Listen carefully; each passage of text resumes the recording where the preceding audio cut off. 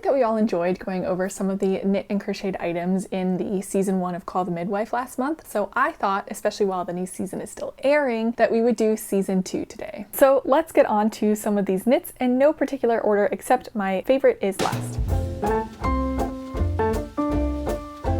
I want to begin with some plain sweaters. We see in some detail during an appointment that there's 2 women wearing what we would maybe call very basic sweaters. Now this season takes place in 1958, so you have a particular design that's different from the 1940s, although I have made a sweater that's kind of similar to this, where the main difference between the 40s and 50s is that the 40s had poofier sleeves, and the 50s, especially towards the later end of the 50s, tend to have a very smooth sleeve head or sleeve cap. And that's my bet. You can't really see it, but my bet is that that is what's happening underneath the coats. While these are plain, it is such a nice staple to have in your wardrobe, to have a few solid color staple pieces, right? And I'm willing to bet that these were created in 4 pieces. So you have a piece for the back, a piece to the front, and 1 piece for each sleeve. So 4 pieces that you knit flat, so back and forth, not in the round. And then you knit them from the bottom up, typically. That's how all of my vintage patterns that I own are written. And then once you have finished that, you seam them together. So you sew them up at the sides, you sew the sleeves down the seams, and then set the sleeves into the sweater. Typically, you would leave either a slit over a shoulder or a slit in the back so that it's wide enough to get your head through, and then you would knit some ribbing by picking up stitches around the collar area and knit ribbing there to kind of make that lie nice and flat. This sweater that I'm wearing does not have any kind of slit or opening. It's wide enough and stretchy enough in the collar to fit over my head, but it is sometimes nice to have that opening so that you can get it on without ruining your hairstyle. I set my hair last night. It takes a long time, and I had to be very careful putting this sweater on to try not to ruin my set quite as much. So I do personally prefer sweaters with slight openings. Something I really like about the show is that characters are shown wearing the same pieces over multiple episodes, multiple seasons. It makes it feel a little bit more realistic. It makes it feel a little bit more grounded. So one of the sweaters that shows up more than once is a sweater that Jane wears, a blue sweater. We see that in quite some detail across a few scenes, and this is one that I would be happy to replace in between. Almost looks like DNA to me, to be honest. I love that detail. It is raglan style, so the sweater I'm wearing right now, I forget exactly what it's not like drop shoulder, it's the same sheet seams as kind of like a shirt, versus raglan style you have a diagonal line from the neck to the bottom of your armpit. And it can be knit in sections, so I believe that this is still worked in 4 separate sections and then sewn together. And what makes me think that is there is an opening in the back of one of the shoulders where a zipper is placed. I've never seen a zipper in any, I have one sweater from the 1960s originally that has a zipper in the back to get the sweater on and off and over your head, but I've never seen it in that placement on a raglan style sweater. So I think that that's a really interesting closure detail in the back. And the rest of it is, again, very typical late 1950s styling, in my opinion, where you have the kind of smoother sleeve caps and sleeve heads, and still very fine gauge. So you are typically working with like fingering weight yarns and 7 or 8 stitches an inch. I would say that this is another staple piece, and especially because it shows up in more than one episode, I feel like Jane feels like it's a staple piece. It just has that little extra bit of interest with the detailed styling in the front. Another sweater that shows up across multiple episodes is kind of a fuzzy, lacy, bobbly sweater that Jenny Lee wears. I love this one so much. I've knitted one, but from a modern pattern from a designer that's inspired by antique and vintage patterns. The designer is Fable Knitwear, and I love my sweater. I just don't wear it very often because the mohair sleeves are very warm for me and the rest is linen. So it's like a weird combination of cool and warm. So I don't wear that one so often. So I want to make another one that's inspired by this particular sweater. It is kind of that beigey color. It kind of looks like it's made out of a fuzzy like mohair type yarn. Very popular around this time, especially going into the 60s. Mohair is one of the most popular like pattern book styles that I have, and Of the vintage sweaters that I own, I think I own the most mohair sweaters. And I think what's interesting to me about this one in the show is that, especially with that kind of fold over collar style and like the sleeves and things, it leans a little bit older, but it's definitely one that I could see working for the 1950s. So it's a sweater that kind of has range, which is another reason why I want to recreate it, although maybe more of like a cream off-white personally. So this one of my favorites. I think I want to knit myself if I can. I think one of the staple episodes of this season is the episode with the twins, Meg and Maeve, and in one scene they're both shown wearing knits or crocheted items.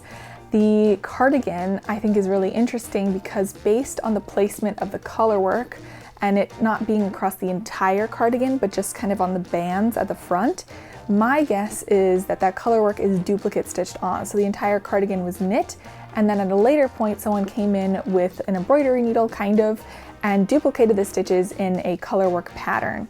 Very common thing to do, something that comes up often in design patterns of the 50s. I've actually made a stocking where the original pattern said to duplicate stitch on the color work, so not something that would be unusual for the time, but interesting to see it in a piece like this. It's hard to tell and know for sure unless I have the piece in front of me, but that's my guess based on the fact that it doesn't go across the entire work and is just in the front band. The shawl or cape that the other sister is wearing is basically just a plain dark shawl or cape, but they added a lot of interest after it was finished by adding this colorful fringe. So I think it's just interesting in this one scene, they're both wearing items that in my opinion were knit and then embellished later with colorful accents. I don't know, I think it's fun. It's like, it makes you think, could you refresh an older item by adding some duplicate stitching to it, or by adding some colorful fringe to it? So I think it's just a fun way to think about how to refresh your things or how to design some things, and I really like the multicolor fringe. That one stuck out to me and I was like, oh, that's cute in my opinion. I like that. Now, as far as I can tell, this is also the first season where we get a glimpse of a Fair Isle vest, which is really exciting to me. Fair Isle vests are definitely a staple of Call the Midwife throughout the seasons, and I think is a great thing to pull in and tie in here because Fair Isle vests are so popular. I own my own vintage version, which is kind of unraveling at the seams, but makes me feel a little bit more connected to this episode where it pops up because the pastor who's wearing it, or the vicar, I'm not sure, he is also unraveling at the seams with his particular vest. His pattern is quite large and sparse on the vest. The ones that I tend to see, the patterns are smaller and much more repeated. There isn't as much vertical space between the pattern repeats, but it is definitely giving the vibe of a Fair Isle vest. And Fair Isle vests were very, very popular. The Prince of Wales, later Edward VIII, made it popular in the 1920s. He wore it often. He was photographed and painted wearing them. They look great, and that became kind of like a style icon or like a fashion staple for people to have. And it is one of those things that's on my list that I want to knit for myself. While I do own a vintage one, it's not in good enough condition to wear, so I want to recreate it and make my own, and then I can feel even more immersed than I usually am.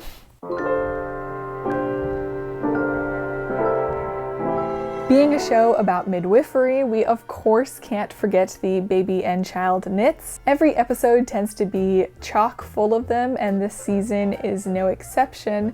There are some really cute children's sweaters and baby blankets that are often crocheted. One of the things that really stuck out to me though is that we see a few really cute sets, and I think they're called layettes. We hear them mentioned a little bit later on in the series. And I have so many vintage baby knit books. Like I've mentioned previously, I tend to get my vintage knitting pattern books as a part of like a bulk order.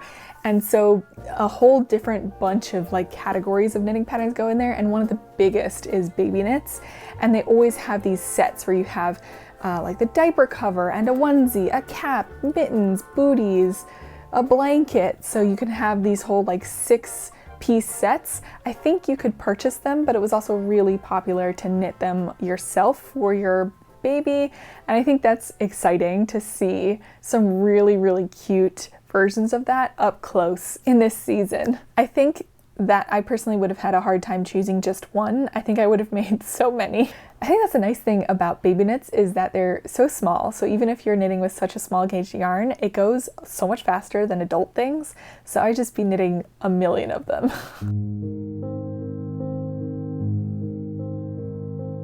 And now we are on to my absolute favorite thing that was crocheted, kind of.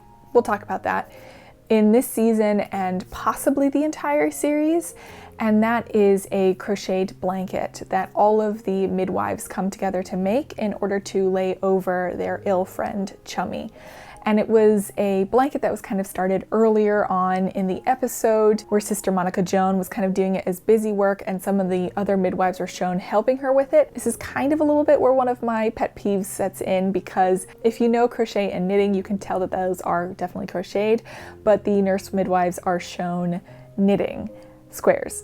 And those squares never show up again except for when they're knitting them. And you know, maybe the actors knew how to knit and not how to crochet, so I fully understand. It's just, I wish sometimes that in popular media, you wouldn't mix up knitting and crocheting quite so often.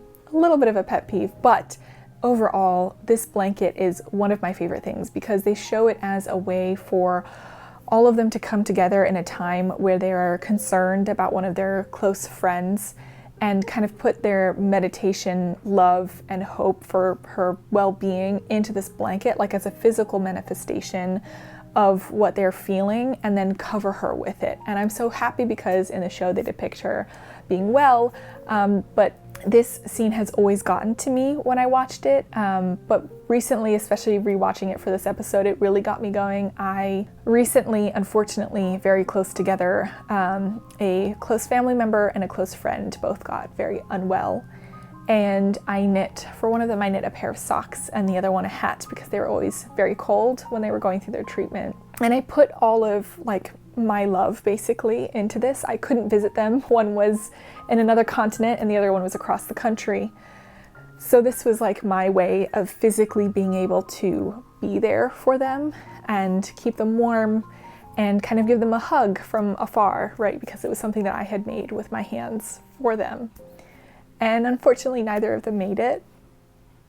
And my family member even requested to be laid to rest in the socks that I made for her. So it's just, it just hits very close for me personally that when you make something like that for a loved one, how tangible bit of love that is. And it means a lot to me to show that. I feel like Call the Midwife has a way of touching a lot of people and a lot of people's real and lived experiences.